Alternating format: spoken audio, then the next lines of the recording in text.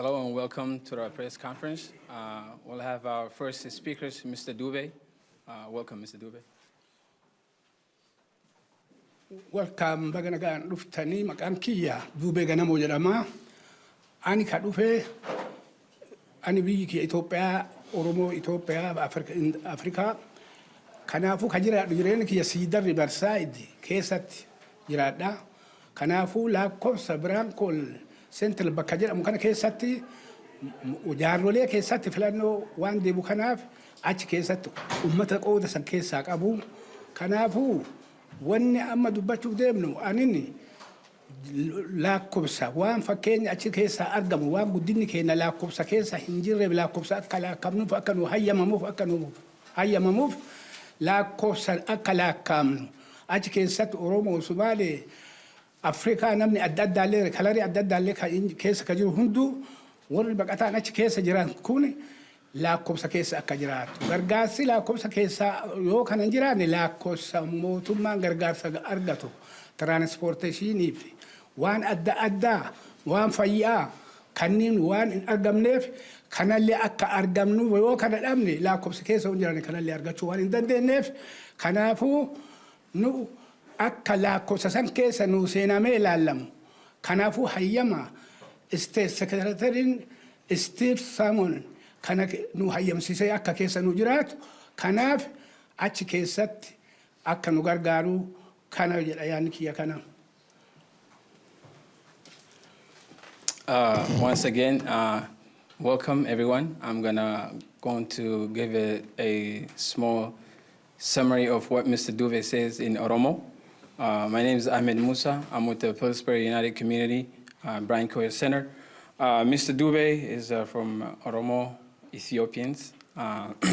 We are members of Association Elderly Count Committee, a diverse community elder organization working on the census. He also says we are here today to make sure all Minnesotans are counted in upcoming census. That includes the renters.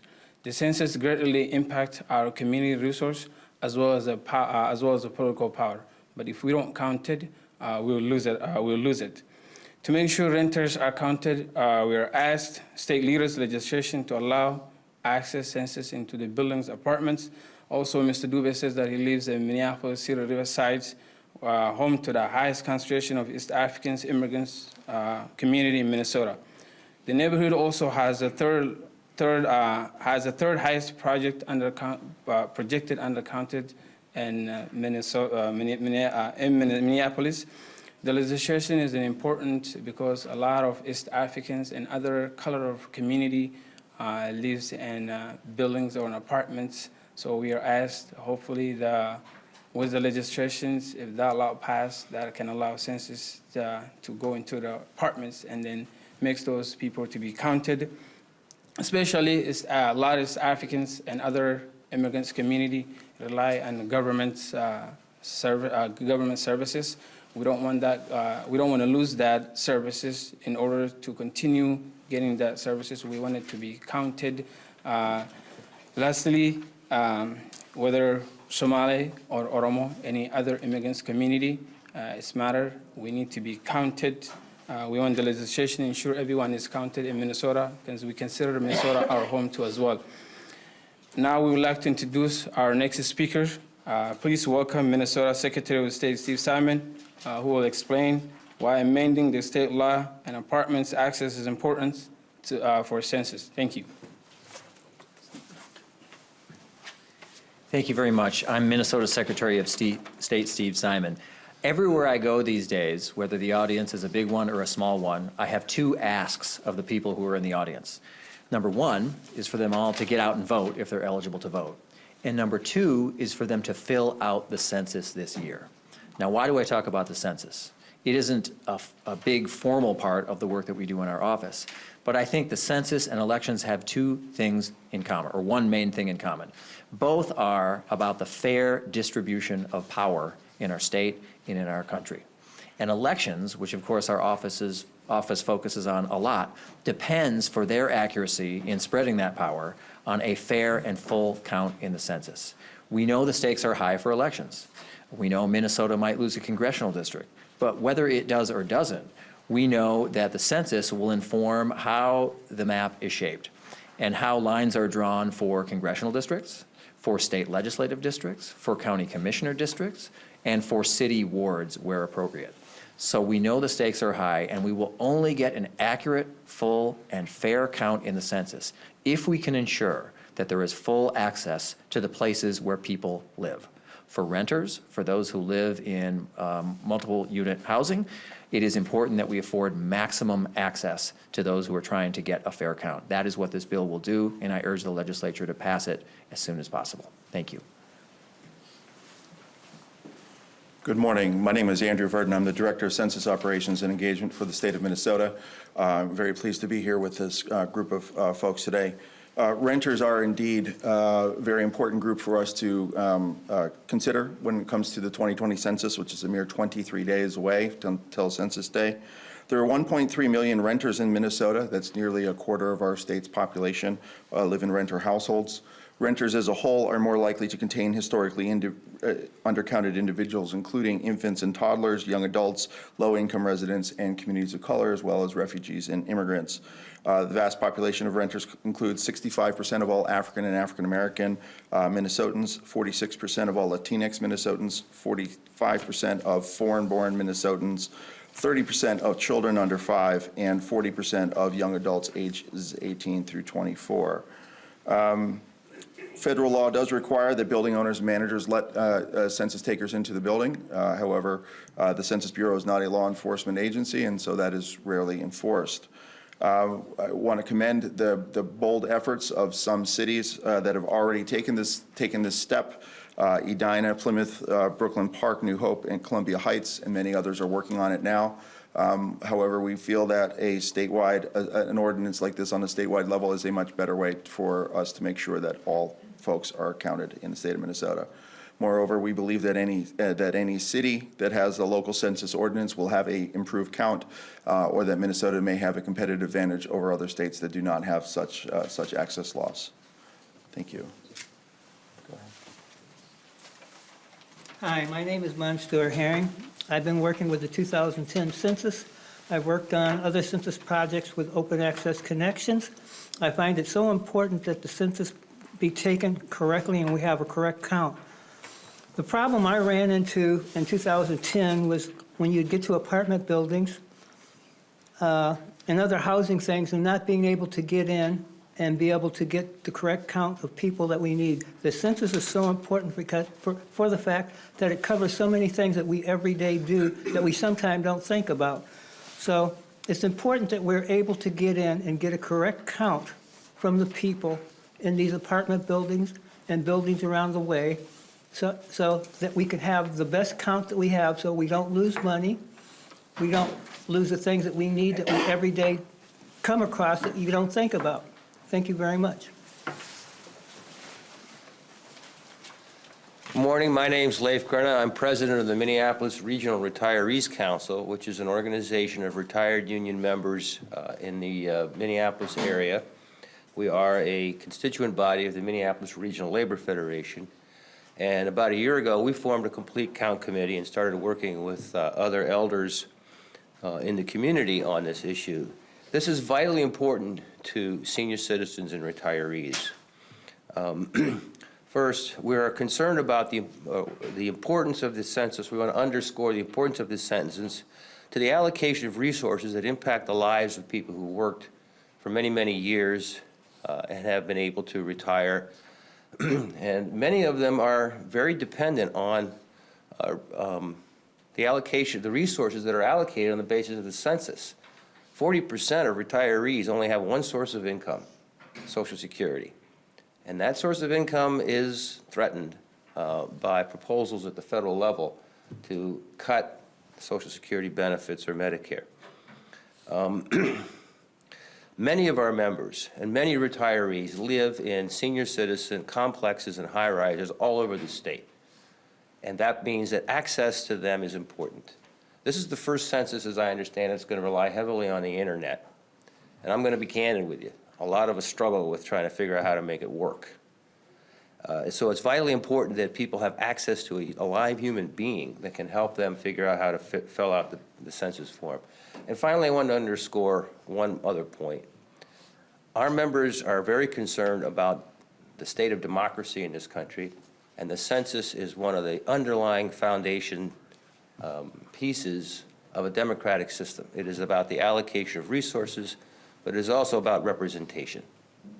So we are strongly in support of legislation that will guarantee and ensure enforceable access to apartment buildings by census workers. Thank you.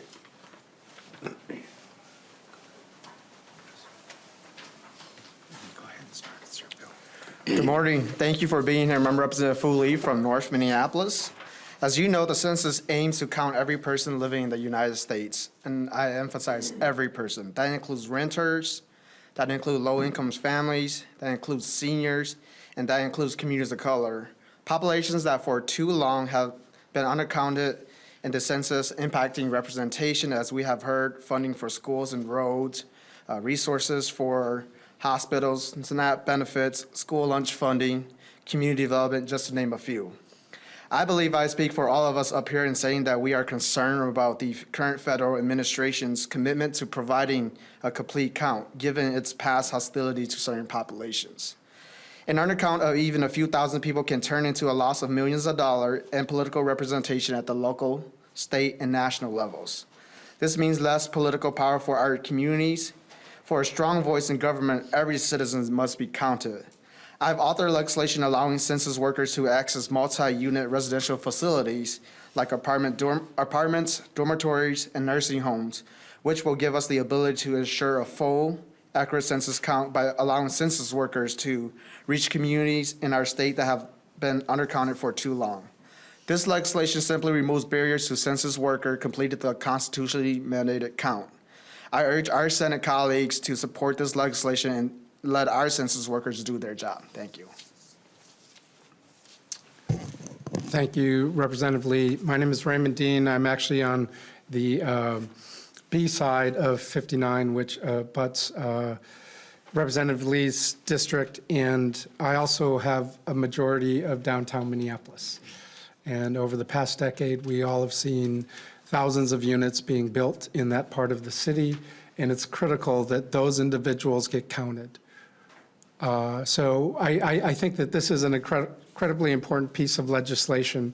We currently allow all candidates running for office, they legally have access to buildings to go and talk to individuals, and I think it's of utmost importance that we allow census workers into the buildings to assure that we have every individual that is living in Minnesota the opportunity to be counted.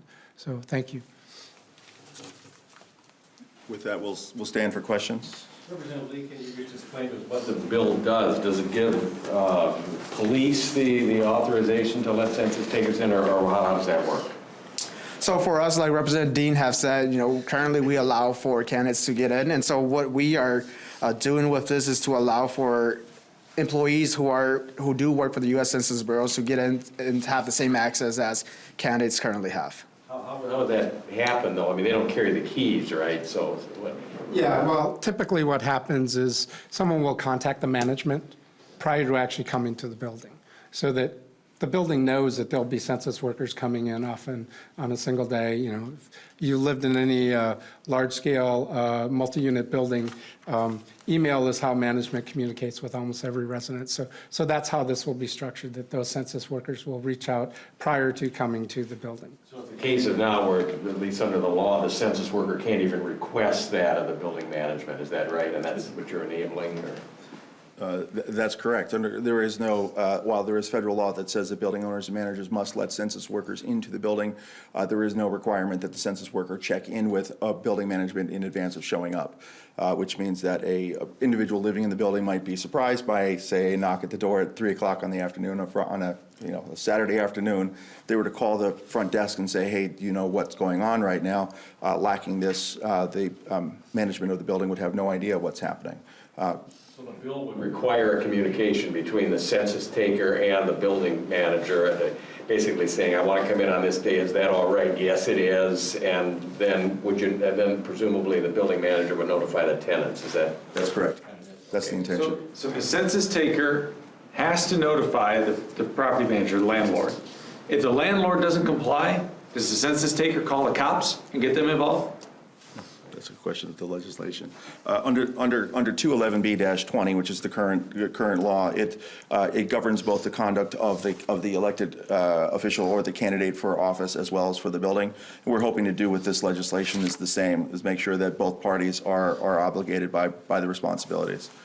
So you've had fairly good compliance in terms of building managers letting candidates in, and therefore you're hoping that they would be reasonable and do the same for census takers, is that?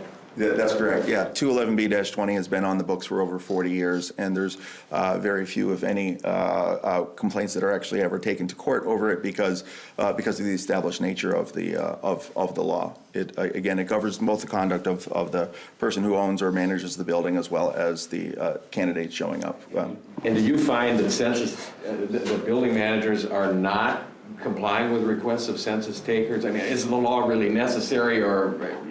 That's my question. I would say the law is necessary, and the reason being is that although there's a federal law that says that building owners and managers must grant access to the building, the Census Bureau itself is not a law enforcement agency, just like the Census Bureau won't take you to court for noncompliance, even though the form itself is required by the Constitution. Census Bureau will not prosecute you as an individual for not participating in the census. The Census Bureau will also likely not go after the building owner for not granting access either. Is one access enough for the census worker? Do they just drop off some materials, or do they have to come back repeatedly to catch everybody in the building? The census taker may take up to 6 visits at any one address where a person has not responded to the form. So this is not a one-shot situation. What we hope is that this is also a reason for the building owners and managers to be educated about this as to their obligation as to granting access. Also, that building owners and managers would understand that they can serve as what's known as a proxy, that is someone with knowledge of a given unit. And so if a census taker after the 5th attempt is not able to get information from a non-responding household, that census taker may ask a neighbor, the post person, or the manager of the building to say, was this unit occupied on April 1? If so, how many people live there? What's their sex? What's their age? And help complete that form. And that is legally protected. The landlord or manager providing that information is protected under both federal and state law. To the two representatives, I guess I'm still not clear. The first sentence on this press release says, the bill will grant local authorities the ability to allow census takers access to apartment buildings. That sounds like the cops are going to show up and force the landlords to let the census takers in. I don't believe that's at all the intent of this. The intent is that this will be led by the census workers, reaching out to those individuals with buildings. As far as local access, I think that has to do with some cities have already moved forward to actually put in place ordinances that will allow census workers to enter those buildings.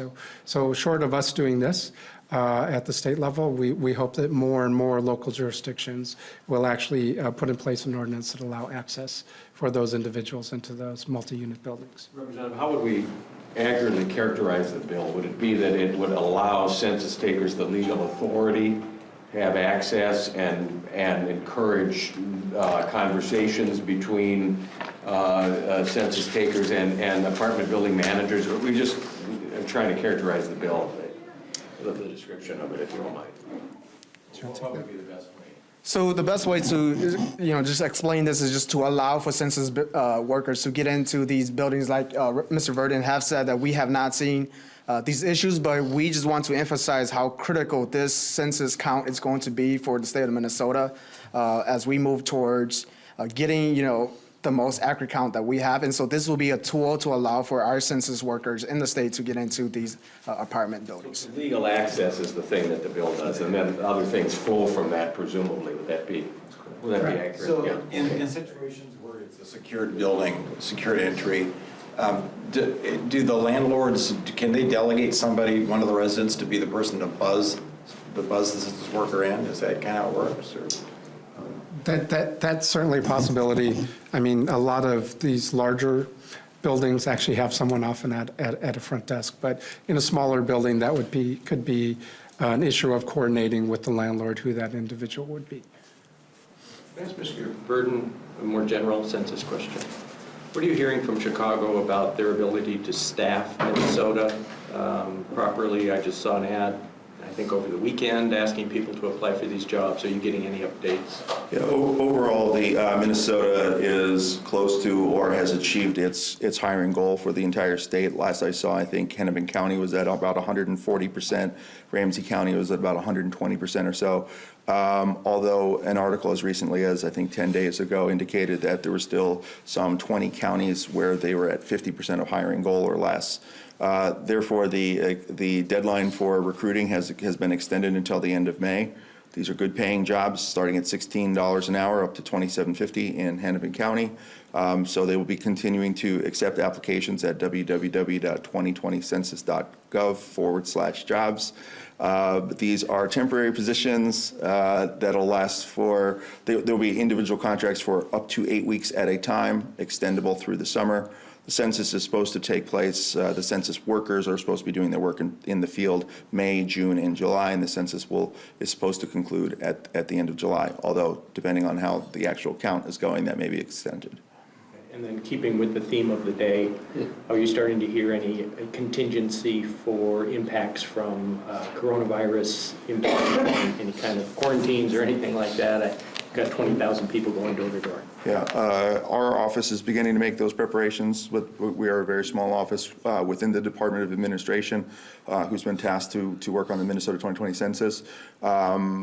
We've not heard anything from the Chicago office yet, but we'll be happy to share that information when and if that information is made available. Are those 20 counties that are having trouble finding people, are those all rural counties? Yes, yes, they are. Great, thank you.